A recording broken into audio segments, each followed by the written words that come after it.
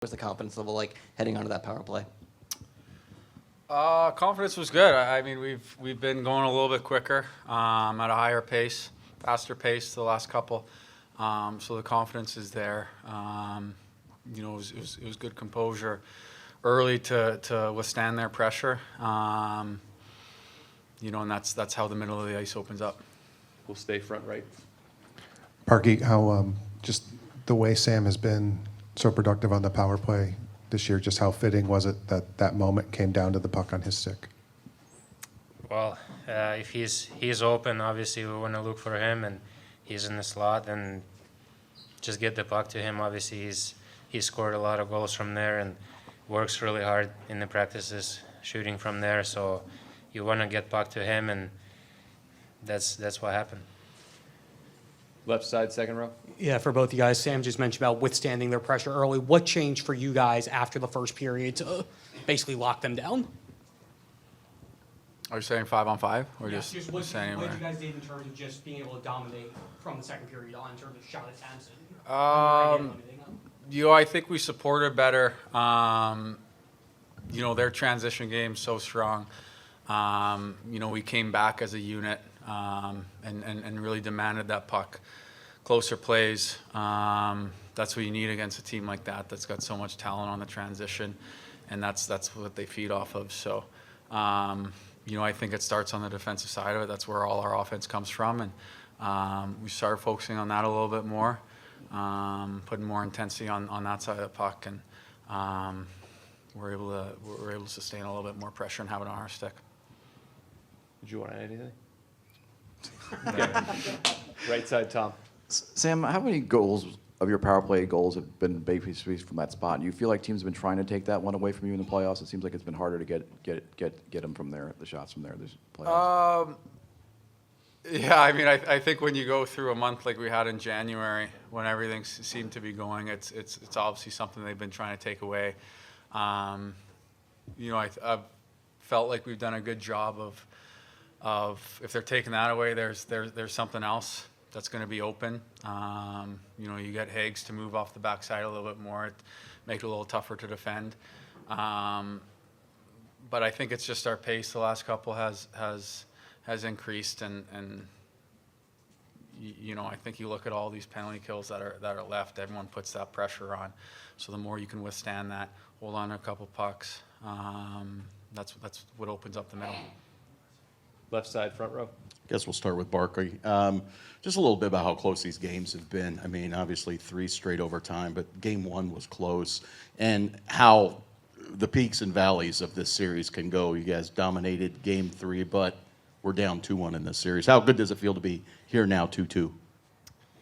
Yeah, of course, winning feels good, but I think like whole year, and that's just our game. Like we keep games tight. We want to defend really well, and that's where our offense comes from too. So we've had a lot of games that are close, overtime games and 2-1 games, 3-2 games, 1-0 games. We had a lot of those. So experience helps, and well, obviously today was good for us. Left side, Mike. Sasha, I was just thinking, in hindsight, are you glad you didn't get the penalty shot, or? It's okay. Referees made the call, so we're okay with that. Yeah. In all seriousness, in the third period, how did you guys keep from frustration sort of inundating you? It was really reminiscent of last game where you just had the puck the entire period and fighting to get that goal. How did you keep that mentality of like, here we go again? No, just believe in us. Like believe it's gonna come at some point, and it did today. And just keep working hard and never get frustrated. Only like enjoy what you do, enjoy the hard work that we put in, and it's gonna come eventually. Take a few more questions. Left side, second row. That was a question for either of you. Obviously, you guys knew the Rangers were a good team, but having played them now 4 games, 3 going to overtime, just what have you learned about them and how difficult of an opponent they are?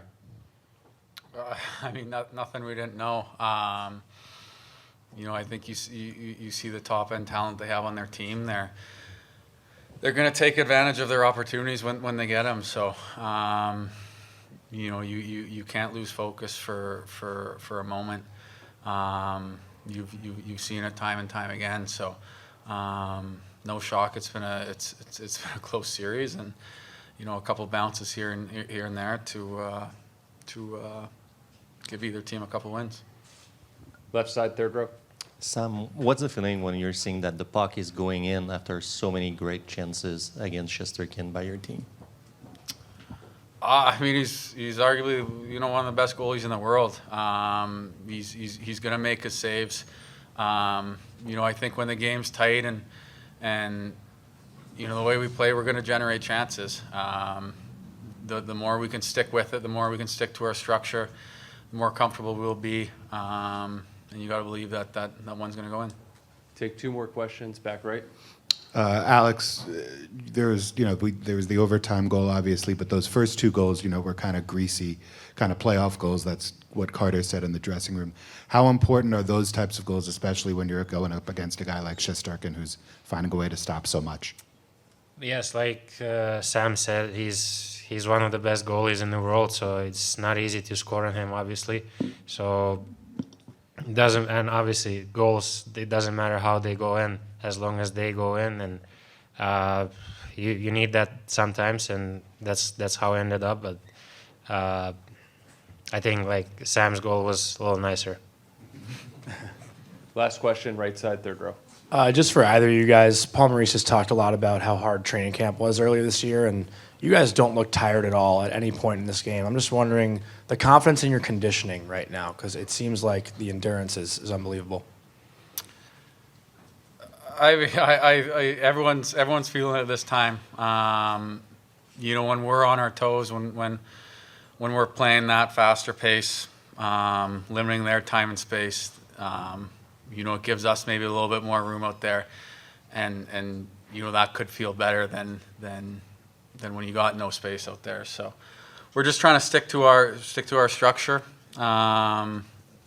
use our depth. That's what it takes at this time of year. I mean, it was about as well executed as you can, and their pressure was brilliant, right? Like, there wasn't a mistake there. It was just two really good teams, and we made the play. Had a version of it earlier in the game, and we didn't connect on it. And I think that the second and third period kind of got us to an emotional level where you're just playing, and it's as fast as you can. And I think that's what we saw there, and that was just a bunch of elite guys with phenomenal hands. Left side, second row. Yeah, Coach, what led to, after the first period, what led to you guys getting to that level? And then when Sam Bennett's first goal went in, just the importance of seeing one get through, what did that do for you guys? I mean, the truth is I don't know. If I did, we would have done it at the first. I thought we were tight. That's the best way I could describe it. Like, both teams wanted so bad, have invested so much hard work to get there. I just thought we were tight. And then after the first, we just played. It wasn't more coaching, it would be less. I mean, I don't have a better explanation for it. I don't think I wind them up hard before a game, but you never know what your impact is. But that was my conversation after the first, is I thought we were tight, and we don't play that way. Back left. What's going through your mind on the Wheeler penalty? Are you thinking penalty shot? Are you hoping penalty shot? I'm just not sure I want to answer that question. Because I want to tell you the truth. I would say I've got a pretty good idea after game that the math on it is dead even. Like, I think our power play percentage is about 33.3, which is exactly about, I've seen a bunch of breakaways not go in. Maybe the truth is I don't know. If you asked me, I got to pick one, which one I would pick. If we hadn't scored, penalty shot all day long. That's just the truth. I don't know, because it all went through my head. Front right. To be clear, you would pick power play now? Pretty sure Thank that's you. the way Thank we'd go. That's 90% of coaching is revisionist history. I knew this was going to happen. That's why I put that guy on the ice. How much, this kind of goes back to your first answer, but forget the circumstances and the stakes and game 4 and down 2-1 and all that. How much do you find yourself just enjoying what that third period was when it's just end to end and both goalies are just doing ridiculous things? And how much do you find yourself having fun in that Yeah. moment, if that's even possible? It is, but there's a qualifier to it. You don't have to be winning. You don't have to be dominating. But you have to be kind of playing the way you've prepared your team to play. If you've done your job, we should look a certain way. I mean, the conference final against the President's Trophy team, so you're not owning that game or all of it or chunks of it. But if we're playing the game the way we feel we should look, then I enjoy the hell out of it, right? And then because in your own brain, then you're not looking for a solution to a problem. They're on us, whatever, we're not breaking the puck out, we can't get it deep, whatever it is. So if you're not looking the way you look, you aren't enjoying it because you've got problems that you haven't solved and that's your job. Then after that, yeah, I mean, they're going to do good things. They got such great hands, such great speed. But we're playing as hard as we can. The bench is right, the mood is right. We're just playing hockey and then you enjoy the hell out of it. It's the best part of your year. Front left, Mike. Paul, but how in that situation in the third period are you not thinking, here we go again? Like, it was so reminiscent of the third period the other night where they went 13 minutes without a shot attempt tonight. You just don't let yourself. Because the last game was the last game. We had liked the way we had played for big chunks of the last game, and we're right. Because last year we went as hard as we could every game and we didn't win, and I got no problem with that. There wasn't anything left for us to do. I would say for a big chunk of the games that we've played in our last two, they played as hard as they possibly can. They stuck together. They cared for each other. They treated each other right. Each one of them took the lead at a different time or a different play. So the result will be the result. There's nothing left to do. Take a few more questions. Front left, George. You now have a best of 3.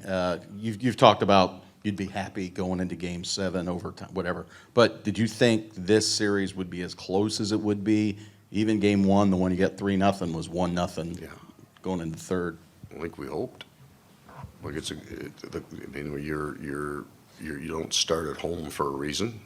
They finished ahead of you. We have an elite team. So you know that if you play really well and really hard, you got a chance. And for the most part, it's going to look even. I think it's phenomenal hockey, and I can say that. I mean, if you're up 3-0, that's easy for the coach to say. But it's 2-2. It's tight. There's great saves at both ends. There's incredible skill, incredible speed. There's some physicality to it, but it's also been a really disciplined series. There haven't been the blow-ups. Like, for the new people to the series, it's not overly physical. Like our Boston series was mean and disciplined, but mean. So it's just two really good teams. You can tell they got good leadership. They've got great skill, and it's 2-2. So the benefactor is that both teams are at least going to play 6 games, and if you're a fan of hockey, you're going to get entertained. Take 2 more questions. Front left. Did you say 2 more questions the last time? I'm not doing any math up here, but I thought it was 2, and I thought you were going to double the 2-parter, but you didn't. There you go. Paul, there's been a lot of goals in the series that have come right off zone starts, whether it's O-zone or D-zone, and you've got a couple of guys, particularly tonight, Sam Reinhart, Steven Lorenz, were lights out in the face-off circle. Just about the importance of having a lot of guys on your roster that can step in and really win you a lot of draws. And Lister Reinen had put some big numbers in, but so has Vincent Trocheck. He's been just dominant in the circle. So you need a bunch of people. There weren't as many, and I appreciate this, but there weren't as many centermen kicked out tonight. The linesmen did a brilliant job of managing, and there wasn't cheating or anything. It was just really well done by the officials. And then it's critical. Now I don't know. I don't know how true this is, but I've been told enough by analytics that faceoffs don't correlate very well to winning. It's not a stat that can tell you who's going to win the games, except when you lose the draw in Game 3, it can correlate to winning pretty quickly on you. Having people that you trust on the strong and weak side is very important. Last question, back right. I know you've gone to the Verhaeghe Barkov line a little bit and putting them together. Why are they so good, and what did you see out of them to generate their goal tonight? Well, the elements of the line, so we have extreme speed and an incredibly quick shot in Verhage. You have all of the things that go into a 57 goal man in the regular season, all he scored in the playoffs, and he's a penalty killer. It's very unusual. And then the Barkov effect, and none of us have enough time here tonight for me to go through that. So you have unusual men in all three positions.